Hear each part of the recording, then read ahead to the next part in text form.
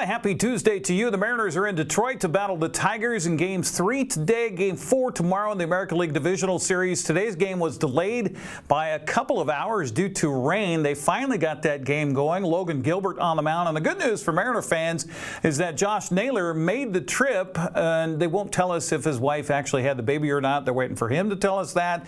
That's why he didn't travel with the team back to Detroit after the game on Sunday. So, important thing, he's back. We'll have highlights of today's game tomorrow morning on Wake Up Wenatchee Valley.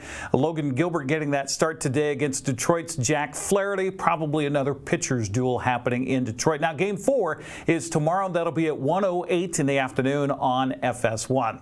Meanwhile, the Dodgers have a 2-zip series lead on Philadelphia after a 4-3 win last night. The NLDS shifts to Los Angeles tomorrow. Milwaukee leads 2-zip in its series against the Cubs after a 7-3 win last night. Yankees home today to host Toronto. They're trailing their ALDS 2-0. Game 5 underway on FS1. Seahawks coach Mike Macdonald is still not happy about his defense after reviewing Sunday's loss to Tampa Bay. Second-year head coach spent most of Sunday night and Monday morning going over the film with his coaching staff and is ready to move forward. Man, it's been a long day. Been a good day.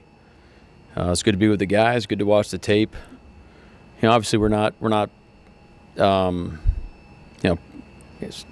not pleased or disappointed in the outcome of the game. I thought the guys did play hard. We fought the last second. It's a good example of how the NFL works. You know, there's a lot of games where in our 2-year history where I felt like you play complementary football and defense is helping out offense and special teams, things like that. Some certain games come to mind. Yesterday was a game where our offense and special teams had to pick up our defense, and it came down to trying to get a stop towards the end or scoring late, and we weren't able to do either of those things. So, we scoured through the tape, made a lot of corrections, and guys are on board. Go through, not around, as we like to say around here. But what's important is we learn from it, and we go attack the heck out of this week, and we come back fresh on Wednesday and all eyes, straight ahead and get ready for Jacksonville. McDonald admits that while his defense could have played better, you also need to credit the guys in the other uniforms. It's like a pet peeve when the coaches get up here and they're like, yeah, it was all us, like all those yards would be diminished if we would have just done X, Y, and Z. Like Tampa deserves a lot of credit too. Baker's playing at a high level. I thought they had a good game plan. They executed really well. They play hard. They're a good team.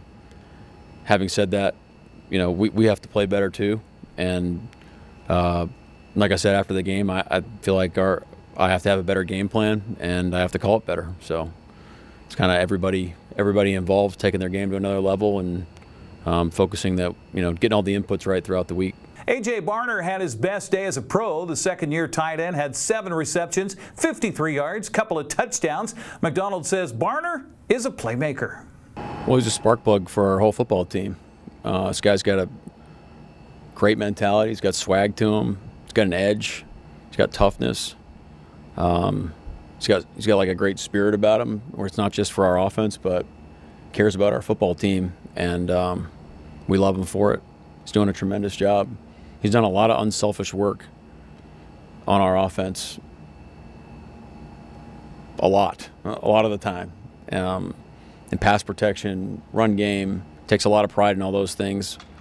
And as we like to say, the ball finds energy, and when you do things right and do it consistently, you tend to get rewarded for that type of stuff, and I think that's what we're seeing with him. But when we find him the ball, good things have been happening. Jacksonville scored a touchdown in the closing seconds last night to beat Kansas City 31-28 to improve to 4-1. Jags and Seahawks kick off Sunday at 10 a.m. That will be on Fox.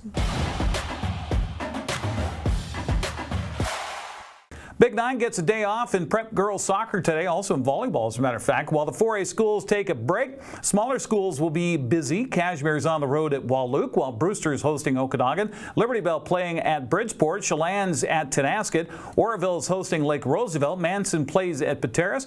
Prosser is hosting Quincy tonight at 6, while Ephrata's at Sela, and Cascade is hosting Omak. Smaller schools also have the focus on the prep volleyball schedule tonight. Garden City Academy traveling to Soap Lake tonight today. Fred is hosting Quincy. Cashmere plays at Walook. Tenasket takes on Omak. Lake Roosevelt visits Okanagan. Bridgeport plays host to Brewster. Liberty Bell visits Manson. Waterville Mansfield's hosting Pateros. And it's on the road at Moses Lake Christian. We'll stay with the Preps. Cashmere back home Friday after a hard-fought loss at Royal last week. The Bulldogs hope homecoming week will be the salve that heals the wounds of last week's 21-15 overtime loss to the Knights.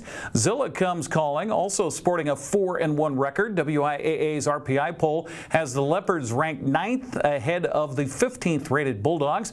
Last week's coaches poll, by the way, had Cashmere ranked 3rd behind Royal at number 1 and Lennox Christian at number 2. Join yours truly and Grant Olson with the play-by-play. Our pregame getting underway at 6:30 Friday night at Bulldog Stadium right here on the NCWLIFE channel. That's a look at sports news. I'm Eric Granstrom. Have a happy Tuesday.